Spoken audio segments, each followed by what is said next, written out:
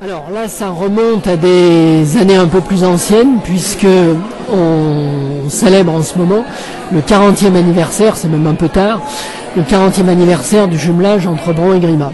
Donc ce jumelage, il a été conclu en 1971, et parmi les personnes qui l'ont conclu, il y a Monsieur Tournier, que vous avez vu tout à l'heure, là, un monsieur un peu âgé, pas très grand, donc qui est à l'origine du jumelage.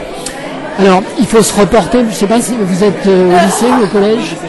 Ouais, d'accord. Première LES. Ça vous concerne directement, voilà. Vous savez que dans les années 50 et 60, il y a eu la guerre froide, entre l'Est et l'Ouest. On l'a appris, oui. Et puis, à partir du début des années 60, il y a un petit peu ce qu'on appelle la détente, c'est-à-dire que les relations sont un peu moins difficiles entre l'Est et l'Ouest.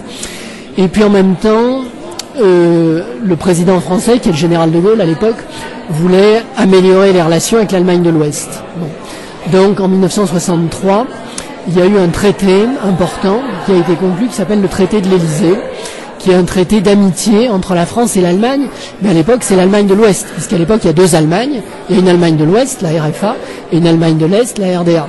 Bon. Et dans la suite, donc il y a eu des jumelages qui ont été conclus, comme le jumelage entre Bron et Weingarten, qui a été conclu la même année, en 63.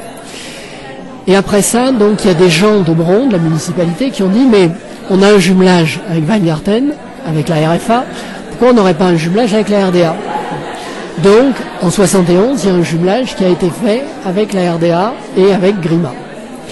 Alors, sur les communes qui sont autour de Lyon, donc Vaux-en-Velin, Vénissieux, Saint-Priest, etc.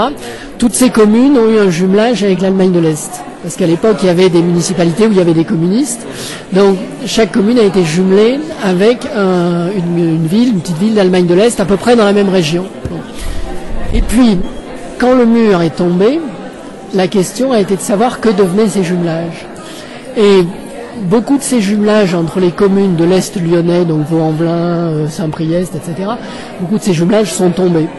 Ils n'ont pas persisté, ils n'ont pas continué à exister, parce que bon, ça intéressait le plus grand monde. Et à Bron, ça s'est passé tout à fait différemment. Bron était jumelé à la fois avec Weingarten et avec Grimma. Et au moment de la chute du mur, il a fallu que chaque ville d'Allemagne de l'Est soit aidée en quelque sorte par une ville d'Allemagne de l'Ouest pour s'adapter aux nouvelles règles administratives. Et dans ce cas-là, c'est Weingarten qui a aidé Grimma. Et donc on a eu un jumelage à 3, Weingarten, Grimma, Bron. Et donc aujourd'hui, c'est un ménage à 3 qui fonctionne bien. Et donc ça fonctionne pour la plus grande satisfaction de tout le monde.